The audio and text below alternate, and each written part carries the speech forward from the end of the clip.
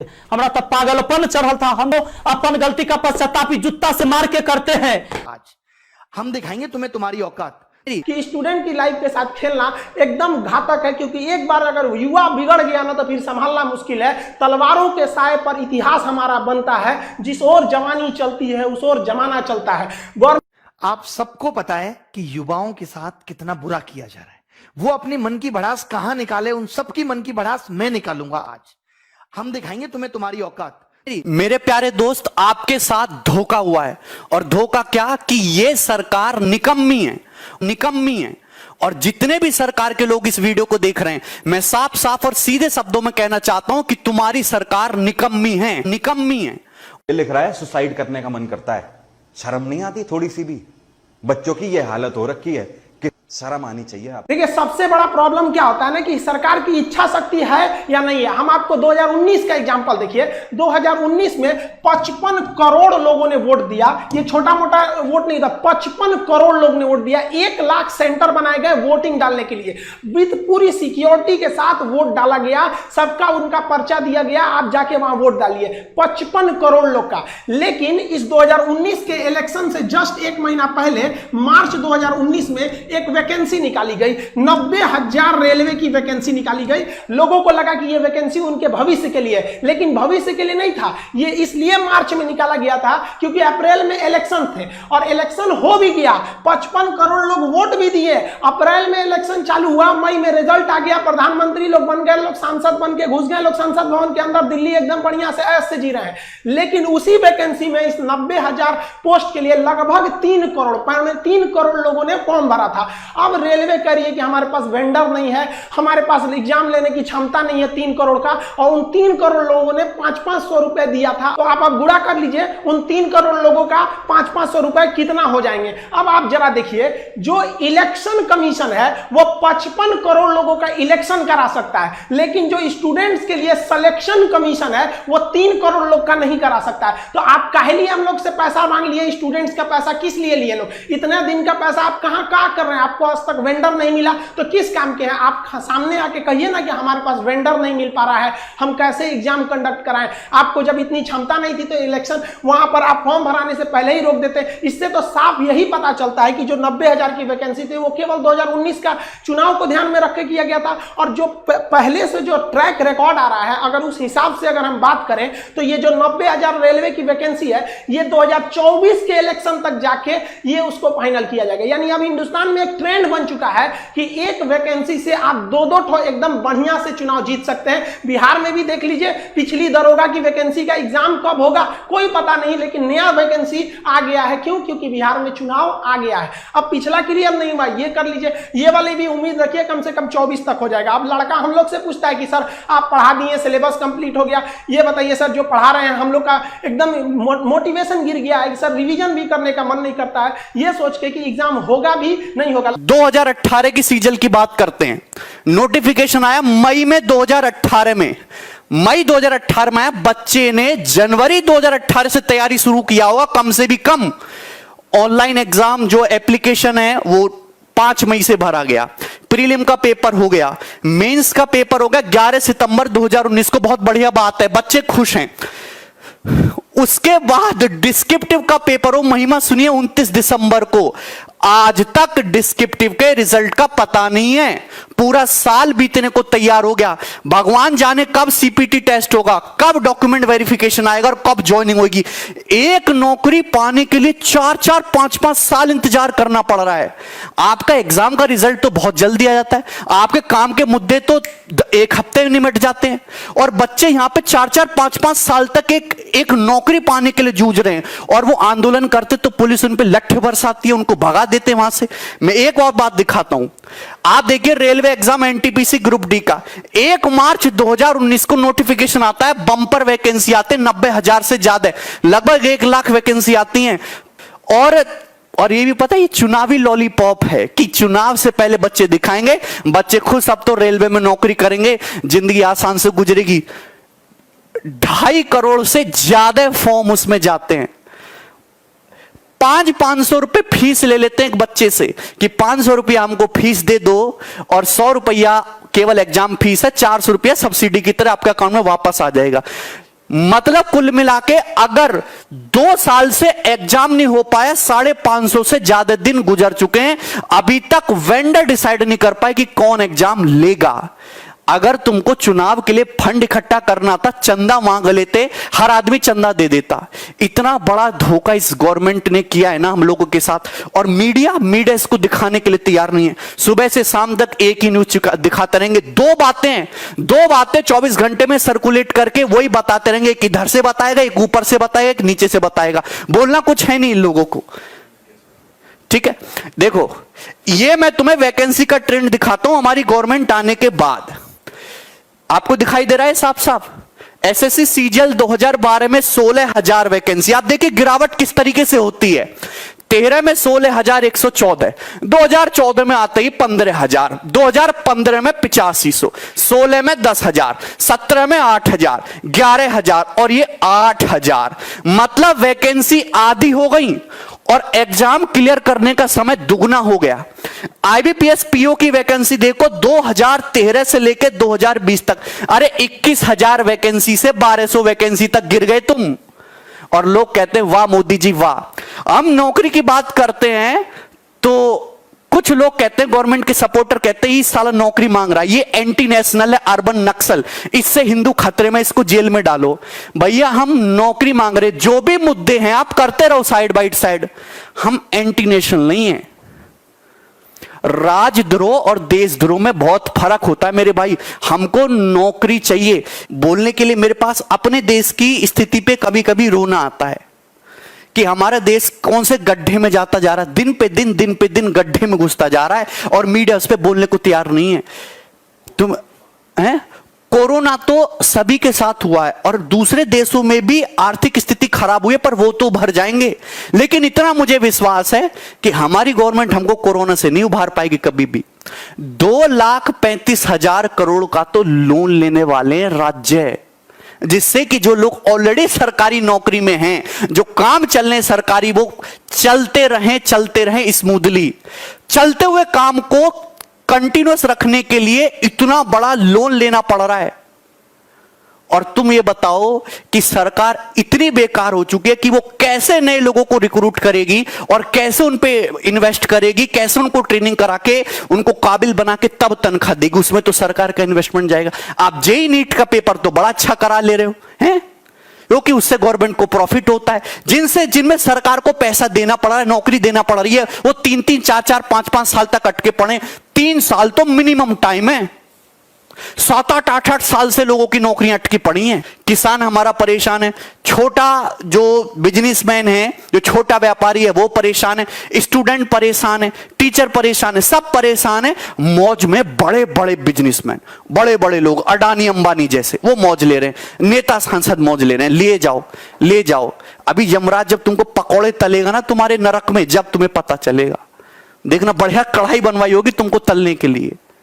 इस वीडियो को मैं यही छोड़ रहा हूं। इच्छा आपकी है। एक साथ अगर 1 करोड़ लोग विद्रोह करेंगे ना, डेली ट्विटर पे आग लग जाएगी, गवर्नमेंट को सुनना ही पड़ेगा। वैकेंसी पे बच गया, इतना भयानक तो भाई जब कहीं पे भी नहीं हुआ। ये तो हमको लगता है कि ये सब जो आप देख रहे हैं, एसएससी हो गया, रेलवे हो गया, आईबीपीएस, ये सब कोरोना से भी ज्यादा खतरनाक है सब। ये स्टूडेंट्स के लिए कैंसर बन गए। इन सबको चेंज करना पड़ेगा। यहाँ पर सीईटी लिया दो, क्या मतलब बनता है सीईटी ले आओ, लड़कों को पीटी में पास करा के फिर मेंस में लड़ाओ। वहां पर ये लोग किसी काम के नहीं। इन लोग में एकदम रिफॉर्म की जरूरत है। जब तक इन लोग की नौकरी पे सवाल नहीं आएगा, सीधी गवर्नमेंट को रूल बनाइए, भाई साहब जितना दिन तक एग्जाम लेट होगा उतने दिन तक इनकी सैलरी रोक लो। या आप सैलरी, इन लोग को पता है हमारी सैलरी थोड़ी ना रुकने वाली है। एग्जाम 5 साल जाए या 10 साल जाए या नहीं हो, कैंसिल हो जाए, कोई मतलब नहीं बनने वाला है। इन लोग को किसी चीज से मतलब नहीं है। इसी बीच में इन लोग को आप कुछ पूछिए इन लोग को, तो अभी कोरोना चल रहा है भाई साहब। कोरोना के बीच में क्या, कोरोना के बीच में सारा काम रुक गया?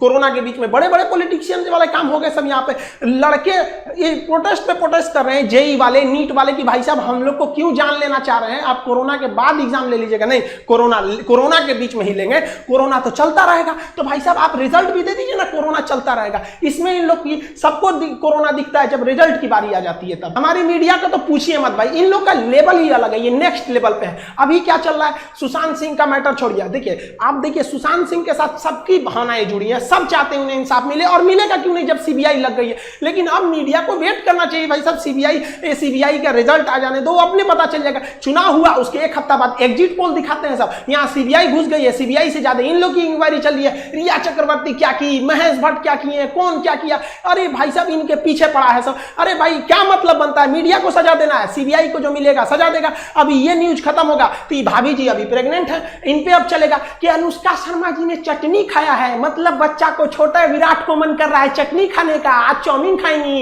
यही सब चलेगा। देखिएगा कम से कम 3 महीना ये ब्रेकिंग न्यूज बनेगा। लेकिन बच्चा भूख से मर रहा है, स्टूडेंट बाढ़ में परेशान है, उसका कॉपी किताब बाढ़ में दह गया, इससे कोई दिक्कत नहीं है। स्टूडेंट भाड़ में जाए, मजदूर भाड़ में जाए, इससे कोई मतलब नहीं है। रिजल्ट आएंगे सबकी नई टाइम से, इनको मतलब नहीं है। लेकिन ये लोग ब्रेकिंग न्यूज बनाएंगे, ऐसे जो फिल्म इंडस्ट्री होते हैं, लेकिन जो विद्यार्थी हैं, जो इस देश का आगे का भविष्य, उनसे कोई मतलब नहीं है इन लोग को। देखिए युवाओं में जो एक गुस्सा था, वो गुस्सा धीरे धीरे एक बारूद बन गया, अचानक फूटा। वो कभी भी नरेंद्र मोदी जी को उम्मीद नहीं थी कि ये रिकॉर्ड बनाएंगे 3.5 लाख डिसलाइक का। हम लोग ये कल्पना नहीं किए थे कि इन्हें कमेंट ऑफ करना पड़ेगा। हालांकि मोदी जी के अक्सर वीडियोज में कमेंट ऑफ रहते हैं, ये मुद्दा नहीं है, लेकिन एक प्रधानमंत्री के वीडियो पे 3.5 लाख डिसलाइक चले जाना, और मतलब लाइक से 10 गुना डिसलाइक जाना, ये क्या मतलब बना रहे हैं आप? सड़क मूवी के ट्रेलर को पीछे करना चाह रहे हैं। अब समझ में आ रहा है आप लोग को, टाइम रहते सुधर जाना चाहिए किसी को भी, वरना अंग्रेजों ने भी यही गलती किया था। उन्होंने कहा था कि ये लाठी लेने वाला गांधी क्या करेगा, ये भगत सिंह क्या करेगा, खुदीराम बोस क्या करेंगे, क्या करेंगे लोग, पता चल गया क्या कर लेंगे। तो स्टूडेंट को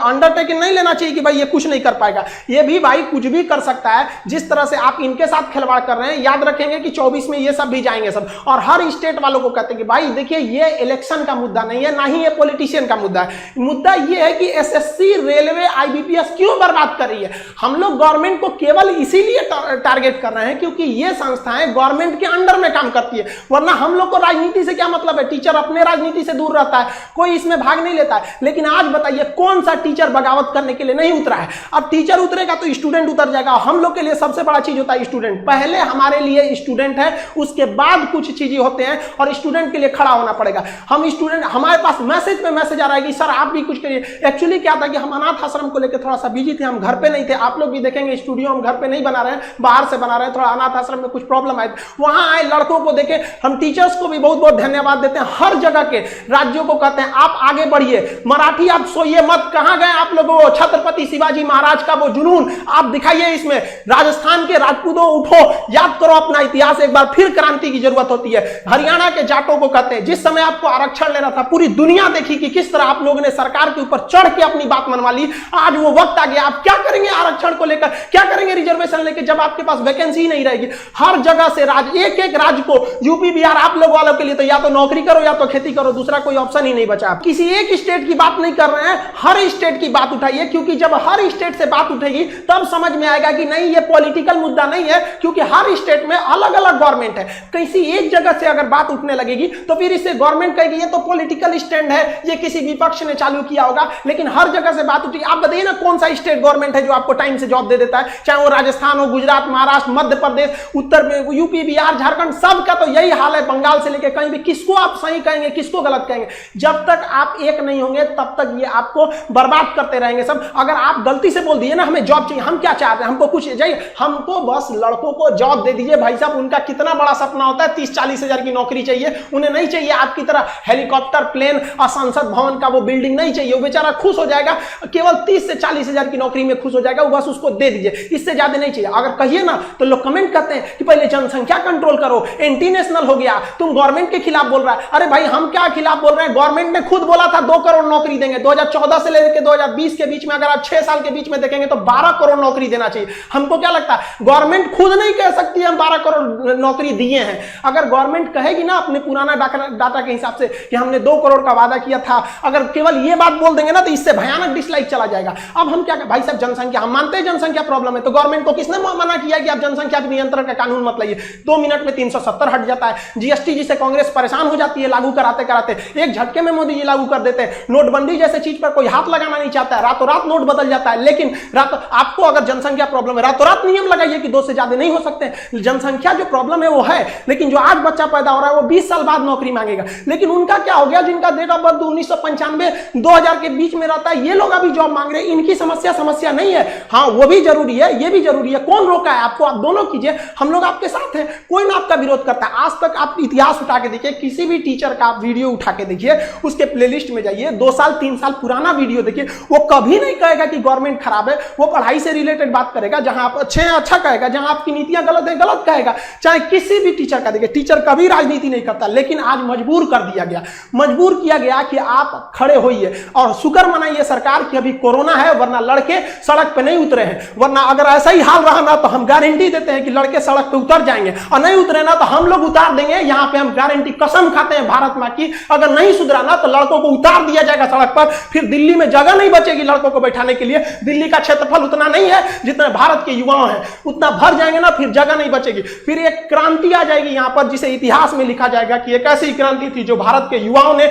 अपने भविष्य के लिए लिखा था। मत खेलिए, मत ललकारिए युवाओं को, वरना ये एक दिन युवा उत्पाद ये इसका सर घुमा ना तो ये अपनी हद नहीं देखता है, दुश्मन का सरहद पार कर देता है। यहां पर इसको प्लीज हम हाथ जोड़ के कहते हैं, इसको जल्दी से जल्दी निपटारा कीजिए। ऐसे समझ, ये एकदम ज्वलंत मुद्दा है, लड़का कहां जाएगा? और कोरोना के बीच में तो सबके मन में एक भावना पैदा कर दिया है कि कोरोना जैसे आपातकाल में एक घर में एक सरकारी नौकरी का होना जरूरी था, इसीलिए लड़का तैयारी कर रहा है कि प्राइवेट वालों का जॉब चला गया, जिनकी सरकारी थी कम से कम कुछ तो मिल रहा था वहां पर। आप खिलवाड़ किए जा रहे हैं। एसएससी, रेलवे, ये क्या है? लोग पहले दिल लगाने से बर्बाद होते थे, आज एसएससी का फॉर्म भरने से बर्बाद होते हैं। गवर्नमेंट किस तरह से सोई है आप सोचिए। लड़कों का रूम रेंट, बेचारे जो दिल्ली में, कोटा में, पटना में, लखनऊ, इलाहाबाद, जहां जहां पढ़ रहे थे, बेचारों का 30-30 हजार रुपया रेंट हो गया है। गवर्नमेंट कुछ कहती नहीं है। भाई साहब, हम तो मकान मालिकों से भी कहते हैं, हाथ जोड़ के आप भी थोड़ा सा इंसानियत के रूप में देखिए। हमारे पास लड़कों का कॉल आता है कि सर हम क्या करें, मेरा 30,000 रुपया रूम रेंट हो गया है। रूम के अंदर 5,000 का सामान है, सामान लेने जाएंगे 5,000 का, तो 30,000 का रूम रेंट हो जाएगा। इसलिए हमने सामाने छोड़ दिया कि भाई साहब रख लो। ये बताइए,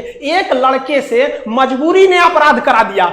जो विद्यार्थी को आप कभी नहीं कह सकते कि विद्यार्थी बेईमान होता है, विद्यार्थी कभी चोर होता है, लेकिन मजबूरी में उसे आपने डाका डालने के लिए मजबूर कर दिया। क्या करेगा वो स्टूडेंट? कभी सोचा है कि इन स्टूडेंट के बारे में? एक स्टूडेंट के बारे में कहां से वो रूम रेंट देंगे? बेचारे किसान के घर के लड़के, मीडियम फैमिली के लड़के घर जाते हैं पढ़ने के लिए। जो लड़के भाग के आए हैं, होली की छुट्टी में आए थे, उनका सारा नोट्स वगैरह वहीं पे, इसकी कोई चिंता नहीं है। लड़के कोटा में तैयारी करने वाले लड़कों का सारा नोट्स वहीं पे है, और यहाँ एग्जाम ले लो, एग्जाम ले लो।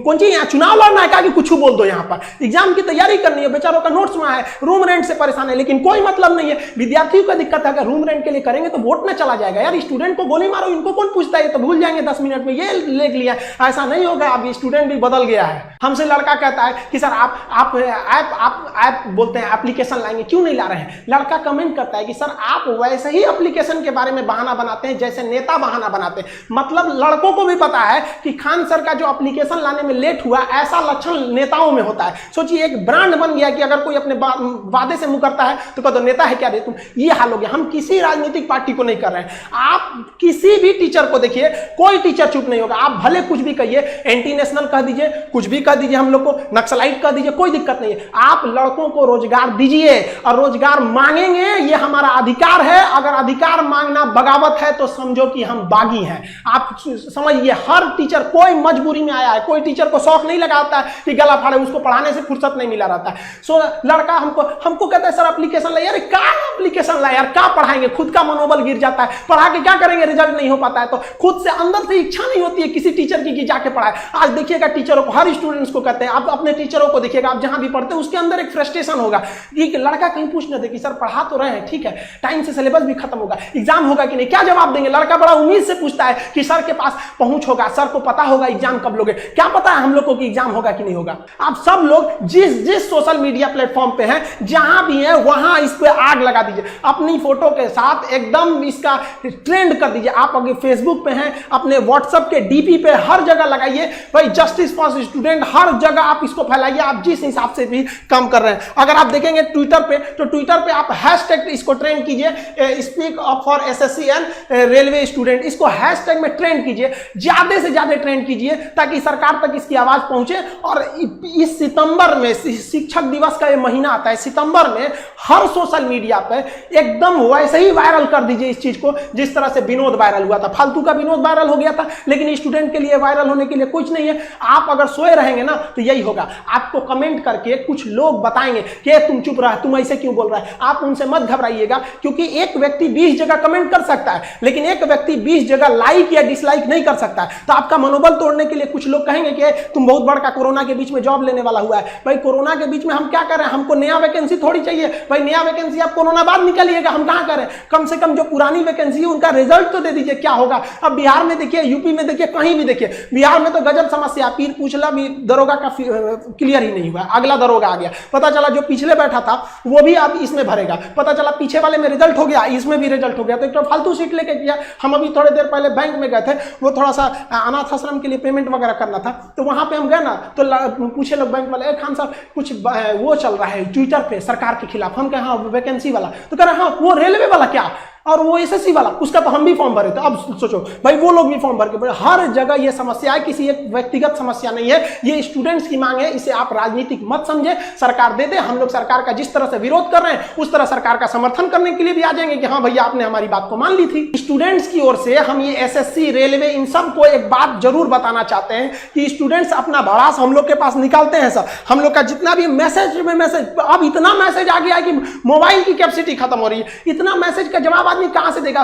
सबका एक ही बात है, सर वैकेंसी वैकेंसी वैकेंसी, जो एग्जाम है उनका डेट कब आएगा, नकल कब रुकेगी, इस सब के लिए आप बात उठाइए। वरना कोरोना के बाद जो एक भीड़, एक आग उबल रहा है स्टूडेंट्स के बीच में, उसे रोक नहीं पाएगा कोई। आप ऐसे देखिए कि शिक्षक हिंदुस्तान का, आप छोटा या बड़ा, कोई शिक्षक देखिए जो आज बगावत के लिए नहीं खड़ा है। तब ऐसे स्टूडेंट, आप किसी कोई अनपढ़ व्यक्ति अगर ऐसे कर रहा है, जिसको कुछ नहीं पता, तो समझ में आता है कि चलो ये किसी के सिखाने में बगावत कर रहा है। कोई शिक्षक ऐसे पागल नहीं हुआ है जो अपना पढ़ाई लिखाई छोड़ के आपको बगावत करेगा। स्टूडेंट से हम कहना चाहते हैं कि आप हम लोग की शक्ति है, आप धीमे मत पड़िएगा। जो भी सोशल मीडिया है, ट्विटर पर हैशटैग ट्रेंड कीजिए ताकि ट्विटर पागल हो जाए। यूट्यूब पर जिस तरह से मोदी जी को समझ में आ गया, ट्विटर पर भी समझ में आ जाए। कहीं ना कहीं हमको तो ये लगता है कि मोदी जी इतने समझदार है, ऐसा बेवकूफी क्यों कर रहे हैं। कोई ना कोई है जो बीच में उनको ये सब चीजें पहुंचने नहीं दे रहा है, वरना उनको क्या शौक लगा है किसी को बेरोजगार घुमाने का। और अगर ऐसा है तो भाई बीच वाला जो है उसको देखिए, वरना कौन आदमी दोस्त किसको देगा। अच्छाई होती है तो उन्हीं को कहेगा, गलत होगा तो उन्हीं को कहेगा। हम लोग भी अपनी आवाज दबने नहीं देंगे। और आप स्टूडेंट्स लोग के भी हाथ जोड़ के विनती है कि अपने आवाज को दबने मत दीजिए। आप अपने गार्जियन, गली मोहल्ला, हर जगह पहुंचा दीजिए इस चीज को कि सरकार आपके साथ गलत कर रही है, चाहे वो किसी भी पार्टी की सरकार हो। हम किसी का नाम नहीं ले रहे हैं, ना ही हमें सरकार से कोई विपत्ति है। हम लोग को ये राजनीतिक नहीं है, ये हम लोग विद्यार्थियों की समस्या को उजागर करने के लिए आपके सामने लाए हैं। हम लोग की बातें अगर आपको तकलीफ लगती है तो भाई हम इसके लिए आप ही जिम्मेदार हैं। हम सारे स्टूडेंट को कहते हैं आप जो भी कमेंट करें, जो भी हैशटैग चलाएं, उसमें दो चीजों का ध्यान दें। कहीं भी हिंसा को बढ़ावा देने वाला काम न करें और अभद्र भाषा का प्रयोग न करें, क्योंकि अगर इस तरह का प्रयोग करेंगे तो फिर सरकार को एक बहाना मिलेगा आपके इस आंदोलन को कुचलने का। आप एकदम अहिंसक रूप से, एकदम सभ्य तरीके से अपना विरोध दिखाएंगे और हम ये उम्मीद करते हैं कि ये गांधी का देश है, एक दिन हम जरूर जीतेंगे। रात कितनी भी बड़ी क्यों ना हो, सुबह होने से नहीं रोक सकती है। सफलता एक दिन में भले ना मिले, लेकिन एक दिन तो जरूर मिलेगी और ये विद्यार्थी अपना इतिहास अपनी हाथों से लिखेंगे। ये वादा है, अगर विद्यार्थी एक साथ जुटे तो सरकार को झुकना ही पड़ेगा। कहेंगे कुछ नेता लोग, देखो हमारा कोई पार्टी या पॉलिटिक्स से कोई मतलब नहीं है, जैसा बीजेपी वैसा ही कांग्रेस, वैसा ही आरजेडी, वैसा ही जदयू, सबका हाल वही है। अगर कांग्रेस का हाल बेकार नहीं होता तो बीजेपी नहीं आता, और आरजेडी का बुरा हाल नहीं होता तो जदयू नहीं आता। सबका यही समस्या है। मुझे किसी पार्टी से मतलब नहीं है, लेकिन मुझे अपने आदरणीय प्रधानमंत्री नरेंद्र मोदी जी से मतलब है। ये छात्र ने आपको बनाया है, ये छात्र ने आपको जिताया है, और केवल आपको अपने मन की बात करने के लिए प्रधानमंत्री नहीं बनाया था। कहेंगे कि तुम्हारा क्या जाता है भैया। तो आपको पता है, जब आप देश के खातिर अगर कोई भी चीज युवाओं से आप कहते हैं कि भाई योगदान करो, अभी कोरोना वायरस के समय सब लोगों ने आपका योगदान किया, मैंने भी किया, 1 लाख रुपए डोनेट किया था। मेरा अधिकार बनता है कि मैं आपसे सवाल पूछूं। मीडिया वाले आपसे नहीं पूछेंगे, क्योंकि मीडिया वाले आपके हिसाब से चलते हैं। मीडिया वाले वही चीज दिखाते हैं जो लोगों को देखने में मजा आता है, लेकिन बेरोजगारी पर कोई बात नहीं करेगा। व्यू नहीं होंगे, इसलिए बेरोजगारी पर बात नहीं होगा। उसको चर्चा केवल चाहिए कि रिया चक्रवर्ती किसके साथ आज घूम रही है, कल कहां सोई थी, परसों कहां सोएगी। रिया चक्रवर्ती के बारे में ही केवल चर्चा होगा, लोगों को मजा आता है, उस पर व्यू होता है, तो वीडियो उसी पर बनता है, उसी पर लोग चर्चा करते हैं, क्योंकि चैनल का टीआरपी बढ़ते रहे। और ये मजबूरी है हमारी कि एडुकेशन चैनल वाले अब पढ़ाई न करवा के ये सब चीजें पर उतर गए हैं। मैं आपको आज बहुत सारी बातें बताने वाला हूं, करने वाला हूं। जो भी लोग हैं जिनको परेशानी हो, क्षमा चाहते हैं, अब परेशानी हुई है तो क्या कर लीजिएगा, हमको इतना ही कर दीजिएगा। कभी गोली मार देगा कोई तो याद रखिएगा, इतिहास जब लिखा जाएगा तो मरने वालों में लिखा जाएगा, भागने वाले और बिकने वालों में नहीं होगा। सीधी सी बात है। अब ये बेरोजगारी की आलम यह है भैया कि अब आपको बता देते हैं, पढ़े लिखे लोग 2.5 करोड़ स्टूडेंट जो रेलवे का फॉर्म भरता है, जिसमें 500 रुपए सरकार लेती है, इस तरह से टोटल 12.5 अरब होता है रुपया, यानी कि 12 अरब 50 करोड़। बात समझ में आ रहा है? हमें समझ में आ रहा है, क्योंकि मैथ का मैं टीचर हूं तो मुझे समझ में आता है। हमारा गांव में 5 रुपए ब्याज चलता है मोदी जी, 5 रुपए सैकड़ा महीना का ब्याज चलता है। 3 रुपए मान लेते हैं कि मोटा रकम है तो 3 रुपए। अब 3 रुपए से हमने निकाला 3% से महीना का, क्योंकि महीना में ब्याज चलता है गांव में, तो इस तरह से 12 महीना में 12 3 36% हुआ, 2 साल में 72% हुआ, और ये 12.5 अरब का जो ब्याज हुआ वो 9 अरब हुआ। 2 साल आप लटका दिए रेलवे वाला फॉर्म भरवा के लड़का सबको 500 रुपया लेके। अब आप कहिएगा कि एग्जाम के बाद तो हम पैसा लौटा देते हैं, लेकिन बात यहां यह है कि पैसा तो आप लौटा दीजिएगा, 100 रुपया रख लीजिएगा, 400 लौटा दीजिएगा, लेकिन 2 साल में आपने बिजनेस कर लिया है 9 अरब का। भैया बहुत होता है 9 अरब, कोई साधारण बात नहीं है। अब देख लीजिए, आप कहेंगे कि इतना बकर बकर कर रहे हैं, भाई गरीब आदमी है। जब मेरे अकाउंट में केवल 1,23,000 रुपया था ना, तो 1 लाख रुपए हम पीएम केयर फंड में दिए थे। काहे जानते हैं कि कोरोना से लड़ाई लड़िएगा ना, तो कोरोना से लड़ाई लड़िएगा तो देश हित में ही पैसा जाएगा। इस पैसा से जब वैक्सीन बन के आएगा, या हमारे साइंटिस्ट लोग जब इस पर रिसर्च करेंगे वैक्सीन पर, तो खर्च लगेगा। तो आदमी किसके पास जो औकात था, 1 रुपया, 11 रुपया, 100 रुपया, 50 रुपया, 1 करोड़, 500 करोड़, 1000 करोड़ लोगों ने योगदान दिया, जिनसे जो हो सका। पूरा देश आपके साथ खड़ा था, आपके साथ खड़ा था। और याद रखिएगा कि यह युवा बेरोजगार रहेगा तो आपके विरुद्ध खड़ा होगा, भैया तख्ता पलट जाएगा। ये बात पक्का सुन लीजिए, काहे कि आज हम दिल से बात कर रहे, दिल से बात किए थे तब ना मदद किए थे। अब देख लीजिए, 30 मार्च को मैंने योगदान दिया था 1 करोड़ रुपए। हमारा तब पागलपन चढ़ल था, हम तो अपन गलती का पश्चाताप जूता से मार के करते हैं, लेकिन याद रखिएगा कि जूता उस नेता को भी पड़ेगा जो वोट मांगने आएगा हमारे यहां। याद रखिएगा, ये पूरा देश में अब बवाल होने वाला है। अगर सही टाइम से एग्जाम नहीं लीजिएगा, युवाओं को रोजगार नहीं मिलेगा, तब आपके मन की बात नहीं होगी हमेशा, ये जनता के भी मन की बात होनी चाहिए। यहां पर आपको पता चले तो जिन लोगों को बुरा लगता होगा सर्च कर लीजिएगा, प्रधानमंत्री राहत कोष में 1 लाख रुपए का योगदान दिया। मैथ मस्ती लिखिएगा, ये लाइन लिखिएगा, मैथ मस्ती लिखिएगा, जरूर आ जाएगा, आपको पता चल जाएगा। हमारा घर भी करकट का है, और फिर भी अकाउंट में 1,23,000 था, 1 लाख रुपया डोनेट किए थे ताकि हमारे देश में खुशहाली आए और इस कोरोना वायरस से हमारा देश लड़े। ए भाई, वो बच्चा के पैसा दिया हुआ है, जो हम पढ़ाते हैं ना, वो वीडियो देखता है ना, वो व्यू होता है, उसे पैसा आता है, वो पैसा हम आपको दिए थे। पाप लगेगा ना, तो तनी ध्यान दीजिए यहां पर। ये देखिए, कहते हैं कथी कि स्थानीय खिलौने बनाकर आत्मनिर्भर भारत बनाइए। खिलौना तो हम बनल है, जैसे मन होता है आप खेल रहे हैं, जो आप कह रहे हैं लोग वही कर रहा है। अब हम कौन खिलौना बने? खिलौना तो जनता बन चुका है आप लोगों का। यह हमारे मोदी जी थे, ये हमारे नीतीश बाबू हैं। इनका चाल सुनिएगा, इनका चाल क्या है। अभी जब चुनाव आने वाला है तो बिहार पुलिस के बहाली निकाल देंगे, बिहार पुलिस के बहाली निकाल देंगे तो भारी संख्या में। एग्जाम एगो करवा लेंगे, रिजल्ट नहीं देंगे। अब एग्जाम दे के लड़का फसल है कि अगर नीतीश जी नहीं आते हैं तो फिर आगे रिजल्ट नहीं आएगा, कोई ना कोई बवाल। चूंकि बिहार में कोई एग्जाम जो है ये ना है कि साफ सुथरा से हो। आप देख रहे हैं बिहार एसएससी का एग्जाम कितना साल में हुआ है, आदमी बूढ़ा गया, जवानी में दिया था एग्जाम और रिजल्ट आते थे बूढ़ा जाएगा। अब चूंकि बिहार में एग्जाम ऐसी होता है तो ये क्या होगा कि रिजल्ट होगा चुनाव के बाद, मजबूरन फिर नीतीश कुमार जी को चुनेंगे, शिक्षक के बहाली आ जाएगा, बिहार पुलिस के बहाली आ जाएगा, सारे बहाली, दरोगा सबके बहाली आएगा। ये कब होगा? चुनाव के टाइम में भैया। तो नीतीश जी का जो ये था, इसमें इन्होंने कहा कि नल जल का रख रखाव करने के लिए वार्डों को 2,000 रुपया मिलेगा। हे प्रभु, ये 2,000 कहला दे रहे हैं, नल जल के दशा दिखा दें। 33,000 करोड़ 33,000 करोड़ रुपया आपने बिहार में नल जल पर खर्चा कर दिया। आज आपको असलियत हम दिखाते हैं, इस वीडियो में देखिएगा आप लोग जरूर। इस वीडियो को इतना शेयर करिएगा कि मुख्यमंत्री से लेकर प्रधानमंत्री तक पहुंचना चाहिए, बिल्कुल पहुंचना चाहिए कि हमारे जहां से हम हैं वहां की स्थिति आपको दिखा देते हैं कि नल जल का स्थिति क्या है। बेरोजगारी तो भैया आपने ऐसी पहुंचा दिया है यहां पर कि लोग अब कुछ करने लायक नहीं है। आप अगर आत्मनिर्भर बनाना था, खिलौना बनाना ही था, ये कहेला पढ़वा रहे हैं, शुरू से खिलौने बनवाते। कहेला 500 रुपया लेके फॉर्म भरवा लिए और 2 साल में 9 अरब आप ब्याज कमा लिए। प्रभु क्षमा कीजिए, प्रभु इस पर कोई उपाय कीजिए, वरना आपकी तख्ता पलट जाएगी। और सारे विद्यार्थी, जितने भी छात्र हैं, मैं आप सबसे अपील करता हूं, इस वीडियो को शेयर करिए, जितना ज्यादा शेयर हो। और सारे एजुकेशन चैनल वाले जितने भी, चूंकि आपके मीडिया नहीं दिखाएगा, विद्यार्थी का दर्द कोई नहीं समझ पा रहा है, वो वही चीज दिखाएगा जो सरकार चाहती है। हमारे सारे भाई बंधु जितने भी वाईफाई स्टडी एग्जामपुर है, अभिनव शर्मा है, राकेश यादव सर है, जितने भी लोग हैं जो भी वीडियो बना रहे हैं बहुत अच्छा कर रहे हैं, सभी को हाथ जोड़कर तहे दिल से मैं धन्यवाद देना चाहूंगा।